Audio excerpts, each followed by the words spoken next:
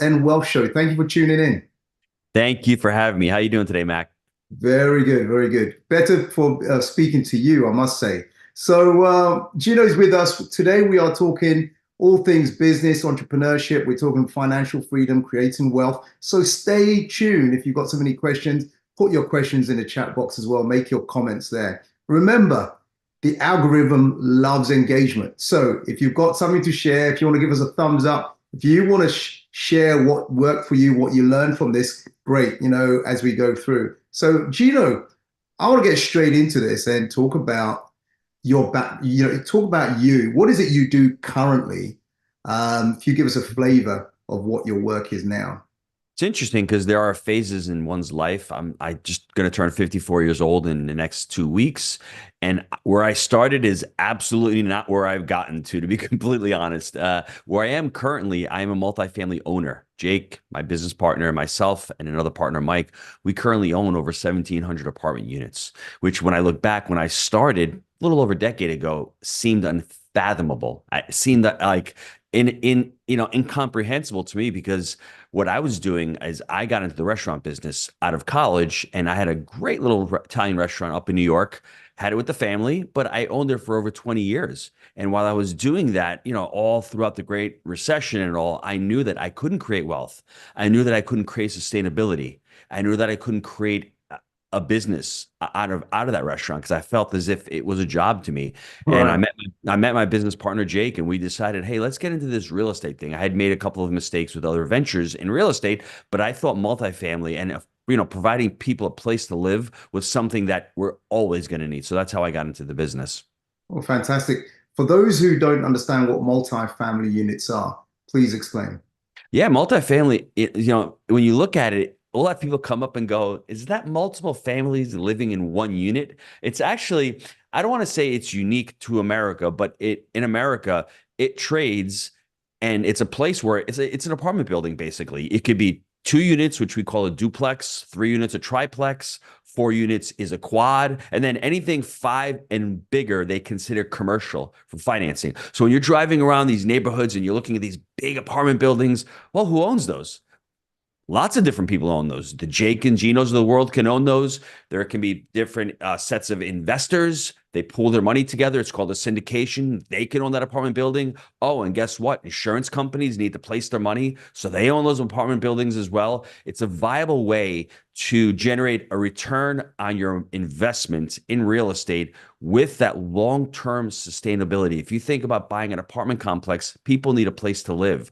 We say it's food, clothing, and apartments. Those are the three basic needs. And, we are hugely bullish on the space itself. But every time you're driving around the neighborhood, someone owns that building. It's just amazing to think of. And I didn't know. I was always saying to myself, how do I get the money? How do I invest in that apartment? Because we're so used to doing like these little single family homes. And as a guy alluded to, Mac, in the rest of the world, my parents are from Italy. You don't Right. really have individual investors owning these apartments. And it's not like a cash flow model like we have in the United States. Mm. There, it's more for appreciation. You're holding the asset, you're paying some bills, but it's passed over from generation to generation. Here in the United States, it is a viable stream of revenue that you're trying to buy and you're trying to create cash flow from. Right. I think it's a great explanation. So basically what you're saying, it's an apartment block. Yes. Right. Okay. Good. So I just wanted to make sure that clear. So in the UK, we call these flats. It's a block of flats. So I own Yes. blocks of flats here in London. So Yeah. it's just I just wanted to make sure the language everyone understands is it's a Yes. apartment block. So tell us. I want to rewind a little bit to when you had your restaurant business. Now, like you said, you alluded to that you were working hard in that restaurant business, and you realize it's not going to create wealth or the kind of financial success that you were looking for. What gave you that realization? I grew up in the restaurant world. My father, when I was 9 years old, I went to work with my dad. He had a restaurant and it was part of our blood. It's a Oh, great business, but it's such a difficult business nowadays. And in my 20s and 30s, in the United States, back in the 90s, you could have a small business and you could live that really great middle class lifestyle. When my father passed away in 2007, the precursor to the Great Recession, I mean, the economy was shifting. We were becoming more of a globalized society. Eating habits started to shift. all of a sudden people don't want to wait to sit down at a restaurant anymore. All of a Mm. sudden you need to start delivering food. And all of a sudden the recession hits and things completely change. The internet starts taking over. And I am the quintessential mom and pop business owner. Right. I can't change with the times because the irony is I had grown up in that industry, in that business with my father. And what worked back in the 80s and 90s wasn't working in the 2000s. We didn't have computer systems. We weren't running the business efficiently. I couldn't scale because I was working with his model. And Right. once I understood that, I knew working harder and making less was not a plan for me. I had 4 children at the time. I've got 6 children now. And I think the big change for me was when I read the book Secrets of the Millionaire Mind by T. Harv Eker. To me, that book changed my world forever. And in the book, T. Harv says your fruits are in your roots. And what he was talking about, the roots are down below. That's something you don't see. The fruits are out above. That's the results that you have. Well, my roots were shallow at the time. I didn't have the ability to create value. I didn't know how to build a business. I didn't know how all of those skills you needed as an entrepreneur. And I was blaming everybody. I was blaming the economy. I was blaming the presidents. I was blaming my situation. When in reality, I looked around and there was other people that were doing fine. I wasn't one of them. So after reading the book, I said, okay, how do I become more responsible? How do I start taking ownership? How do I stop becoming a victim? And once I had that realization, for me, everything changed. It didn't change overnight. It still takes a lot of work. It still takes a lot of effort, a lot of dedication, a lot of commitment. But once you stop becoming the victim and you start looking for solutions instead of just looking at problems, that's what everything changed. I joined the mentorship group. I met my business partner, Jake. We started investing together. And I think that's where people fail. They think that they're the only ones. And if you're stuck in that victim mentality, you don't have the ability to look and find solutions. You only look at problems. Well, problems beset more problems, and they beset more problems. And before you know it, there's no solution. I love what you said about taking responsibility, looking within, coming up with solutions rather than woe is me. And Mhm. Harv Eker is a friend of mine. He's a mentor of mine as well. Actually, my second book, Face It and Fix It, behind me, he wrote the foreword at the front. So Excellent. the book is great, and I highly recommend it.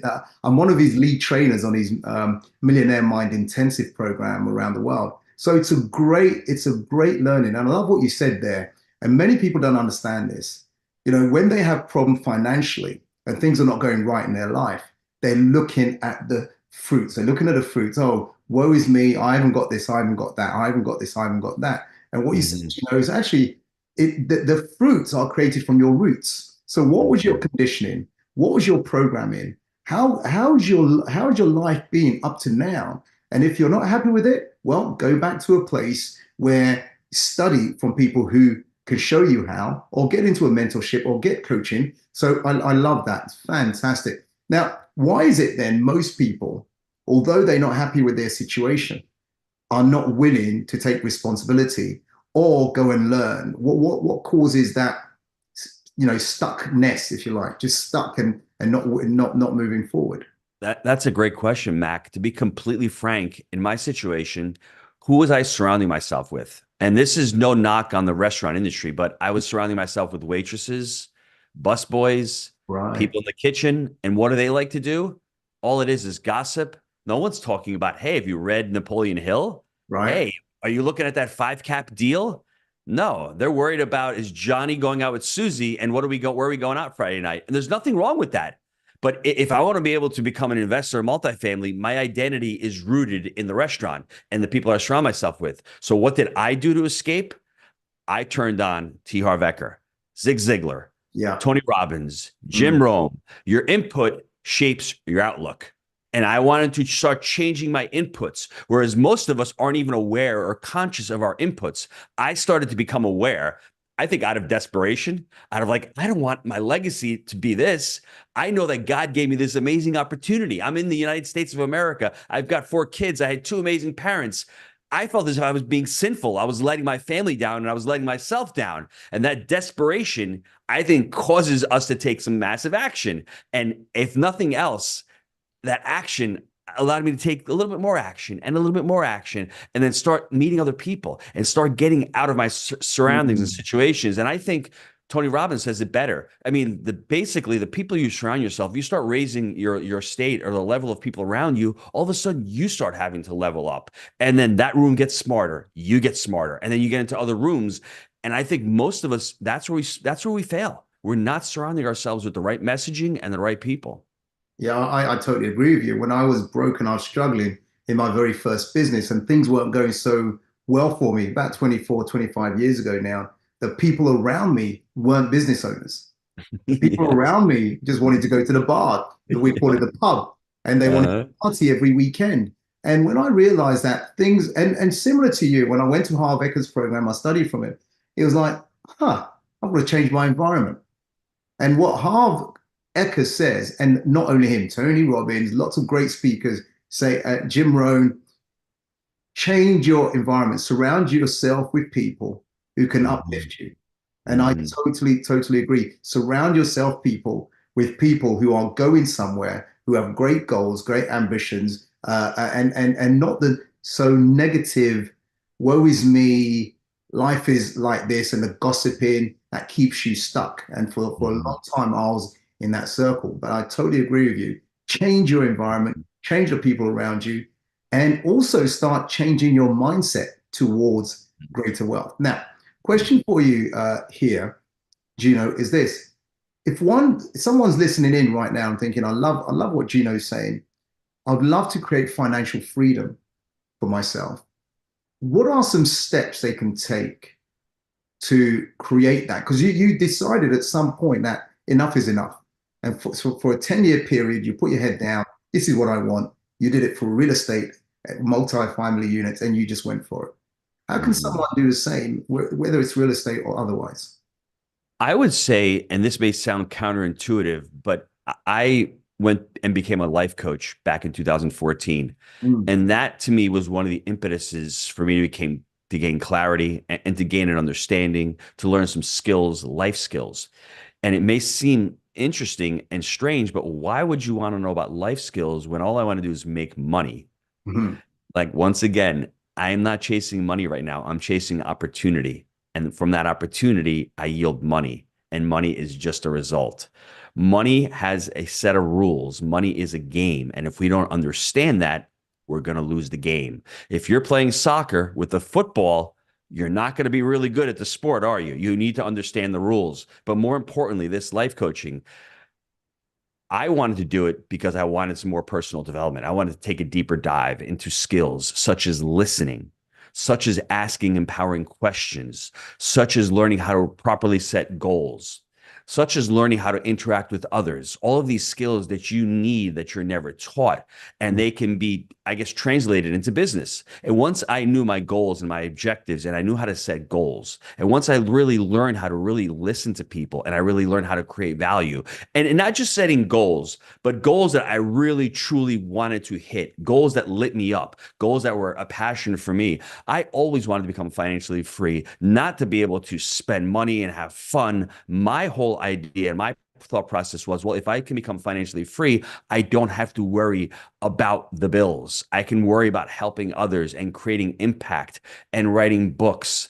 And I think for me, life coaching was such an impetus. But then to take it one step further, you need to learn about personal finance. I mean, I've learned from, I mean, starting off with the Dave Ramsey's, that's just basic mm, level mm. finance. Once you understand that, but it's a symbol. It's really, when you look at that, people love him or hate him. He's just a starting point. He's just a place to create a foundation. Right. The foundation's created. You need to find others to take you up. And that's where people like T. Harv Eker come into place. That's where my community, Jake and Gino, where I teach others to learn how to invest in apartments. It really is a starting point in education for me. Finance, it comes with your thought process of how you think about money. And a book that I love to recommend to everybody is called The Psychology of Money by Morgan Housel. If you don't understand your relationship with money, Mhm. then how are you going to be able to hold it? Let alone, once you have it, how can you grow it? And if you grow it, are you one of those out there that loses it and then Yeah. comes back and makes it again? So understanding your relationship with money is key before you even start talking about tips, strategies, techniques. That's crucial. Yeah, I love that. We all have a relationship with money. And if you don't Hmm. understand your relationship with money, just as we have a relationship with someone else, with people, with a person. And if you believe that person is not important, they won't stay around you very long. Mm-hmm. There's money. If you don't respect the money, if you don't honor the money, if you don't manage the money, it Yes. will not stay around you very, very long. Right. Yes. So I love what you're saying. It makes lots of sense. And one thing I also say is, as long in line with what you're saying here, because what you said, look, you went down the path of becoming a life coach, and all that is about self-awareness. Mm-hmm. You dived into personal development because if you want to create any kind of result, definitely starts with knowing who you are, checking your mindset, improving yourself. And at some point, Mm-hmm. you said you realized you want to do this, you set goals and you went for it, right? Mm-hmm. So, Mm-hmm. what I certainly understand is, from what you're saying, is change your mindset, change your beliefs, understand what you want and where you want to go. And I'll add to that is choose a vehicle. Some people may choose that vehicle for wealth or financial freedom being real estate. Some people it might be stocks. That some people it might be selling stuff on eBay or e-commerce type thing where Mm-hmm. it's done automated remote way. So for some people it might be cryptos, but either whichever vehicle you choose, whether it's business or otherwise, you've got to get your mindset right. You've got to understand that vehicle, and you went through a mentorship, right, to show you how to. Mm-hmm. So you've got the education.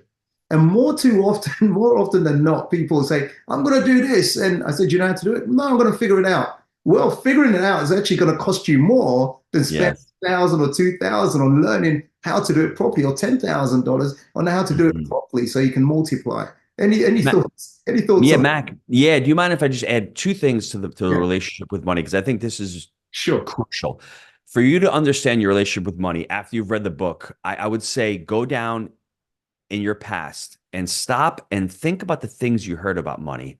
Now, I'm a son of immigrants. So Mm, for us, growing up, money wasn't sitting around. I always heard money is scarce. It takes money to make money. mm. Money doesn't grow on trees. We have to save for a rainy day. I don't know why it's not for a sunny day. It always seems like it's a rainy day. And all of these things are negative. They're negative influences. So for me, I was an amazing saver. I could save a ton of money. That was my relationship. But when it came to spending it or investing it in the beginning, I was fearful. I was living in the scarcity mindset. Mm, It's really important. And what I would say, if you're married, if you have a spouse, a significant other, you need to have the relationship with them because you came from separate households. My mm, wife came from a divorced household. They didn't have, I wouldn't say respect for money, but her mother worked two jobs, raising three children and never thought about the future, just thought about survival. Money yeah, came in, money was yeah. spent. And for me, it was the opposite. Money came in, I saved. When we got married in 1998, to her, she was financially free because she stayed home, raised the kids. To her, money was not an issue. To me, it was everything. So if you don't have that conversation and say, hey, where did you come from? What are your thoughts about money? How are we going to work together? I think that's so important for couples because for us, for years, we struggled. Hey, Julia, do we need to spend that money on the bill? Do we need to do our kids' dental work? Do we need to go and spend this money on a vacation? And she thought to herself, well, there's money in the box. We can just spend money in the box. Why not? We were working with cash at the time. But having that conversation is important. Understand what your blueprint or your relationship with money is, and then understand the one with your spouse and try to work through it and try to dispel those limiting beliefs that we have about money. It's not true. Those beliefs are not true. That's just something that we've learned from others' blueprints, and it's generational from one Absolutely. generation to the next. Fortunately for myself, I was born in this country. I had much more opportunity than my parents did, and I started looking at money in a different fashion. Absolutely. Well said there. Listen, Gino, you and Jake have you own over 1,700 family units, multifamily units. Mhm. You under asset management, over 350 million in assets under management. You've Mhm. also taught your students exactly how to do the same thing, and they've closed over 76,000 units Mhm. and over $5 billion in deal volume. Now, tell us a little bit about that. How do you help people to copy or model or emulate exactly what you and Jake have done? I call my life at Jake and Gino life before Jake. and life after Jake.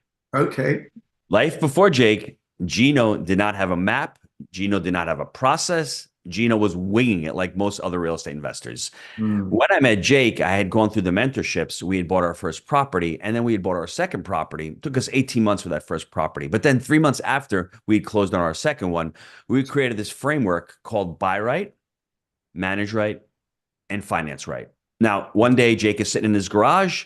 He's looking at a wheelbarrow, and he's like, multifamily investing is a three-legged stool.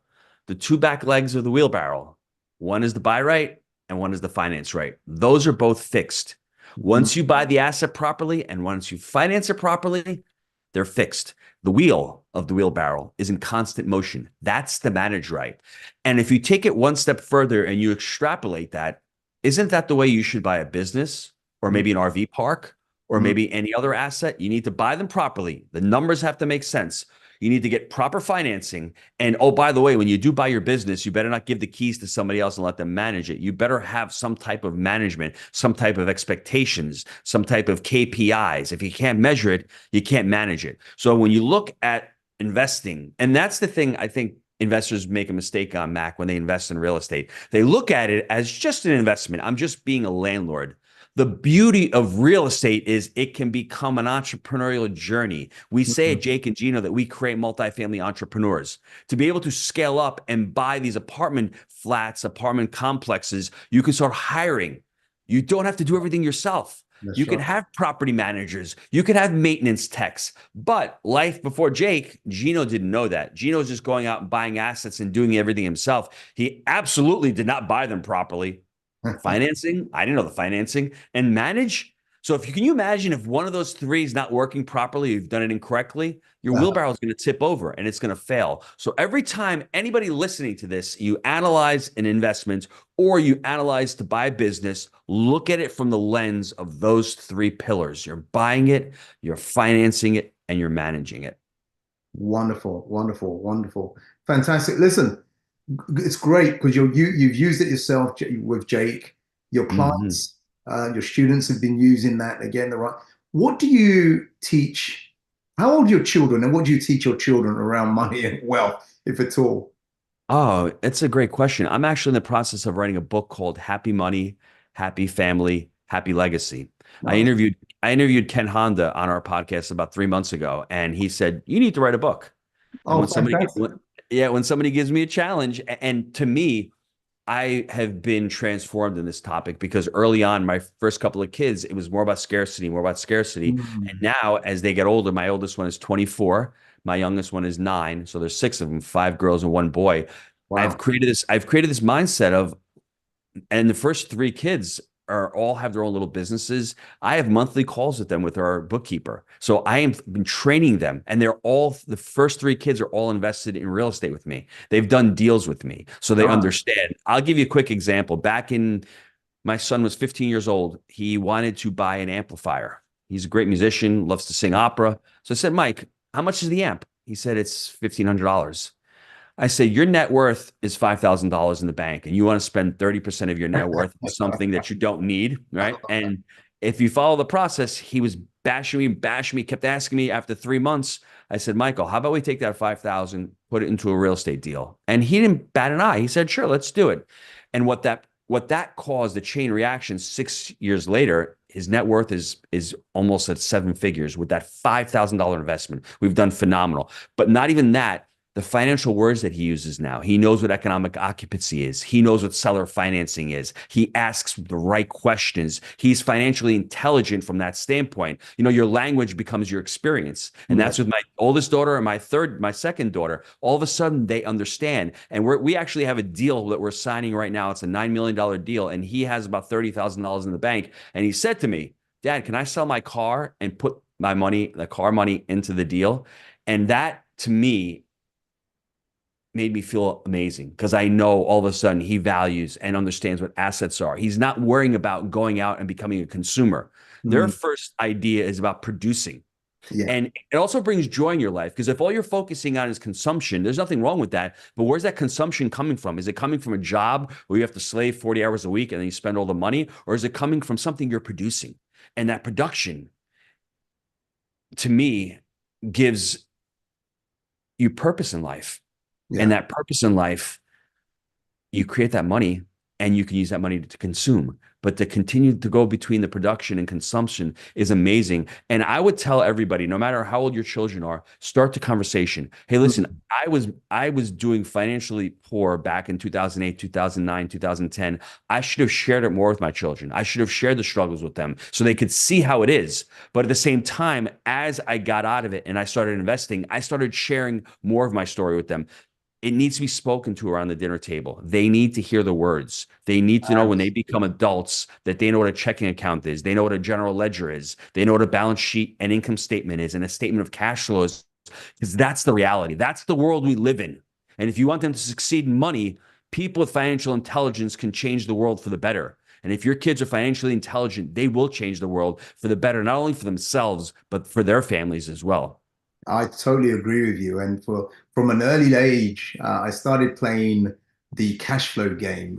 So did we. From Kiyosaki. I started playing it with my Yes. kids. You know, my son, or even all of them, at the age of 4 or 5, would sit on my lap. I want to be the banker. I want to be the banker. Yes. By the age Yes. of 8, 9, they could, like exactly what you said there, Gino. They could tell me what an income statement is, balance sheet Mhm. is. They could tell me what assets, liabilities, expense. They can tell me how that all affects cash flow. And Yes. if you don't set them up to win, how are they going to know? Because the school system is certainly Yeah. not teaching them that, right? Nope. And so Hmm. that's why I asked the question, because I know someone like you would already start to instill that within Hmm. children for them to succeed, because that's the real world. Hmm. Hey, Hmm. listen, you're listening to the Business and Wealth Show with Gino Barbaro and Mac Attram, the business coach. Now, listen, if you like anything we're saying, make sure you put some comments in there, ask some questions as well. Give us a thumbs up. You know, the algorithm loves that. Now, Gino, those who want to get in touch with you, what's the easiest and best way for them to reach out to you, Gino? Oh, the easiest way is just go to jakeandgino.com. The website has got all of our blogs. We have 4 podcasts weekly. We do a how-to show on multifamily. Just go to the website. Right, just go to the website. You say Gino, jakeandgino.com? Yep. jakeandgino.com. We'll put it in the footnotes as well to make it easy for everyone to do that. So, any last words around wealth, entrepreneurship, real estate, property, that or mindset that you would have liked to share with us? But I haven't asked you that question before we start wrapping. Wow. That is a great question. I would recommend another book by Carol Dweck. It's called Mindset. I Mm, mean, I interviewed Eduardo Bresenio. He mm. was I guess, the person that she wrote about, the test study in that book, Mindset, and it talks about a fixed mindset versus a growth mindset. Oh yeah. Not to get into it, I employed the fixed mindset in many areas of my life. Once I adopted the growth mindset around buying apartments, the growth mindset around about money and business and scaling a company. Once I adopted that mindset, to me, everything changed. So if you're worrying and want to work on mindset, please read the book Mindset by Carol Dweck. There you go. I want to say thank you, Gino. Thank you for jumping on. Thank you for sharing so much wisdom with us. And we'll share your details on the footnotes as well. And keep inspiring, keep changing lives, because you said something there, Gino, which is very important. Those who have financial literacy can change the world. Otherwise, what happens, we become a slave to the system, which is Hmm. how it's designed. So we've got to Hmm. wake up, take charge of our own economy, and take it from there. And Ken Honda is absolutely amazing. That we shared a stage last month at an event here in London. So he's fantastic. So check it out. Yeah, Happy Money. I love that. So Gino, thank you, and I will speak to you again next time or very soon. All right, my friend. Thanks, Mac. Thank you. You're most welcome. Thank you all for tuning in. Until next time, keep stepping up. And as Gino said, step into a growth mindset rather than fixed mindset. Things are not going well for you. Ask yourself, how can I grow from this? How can I change from this? Rather than staying where you are and thinking, woe is you, and there is no way out. There is always a way out. Much love. God bless. Until next time. Bye for now.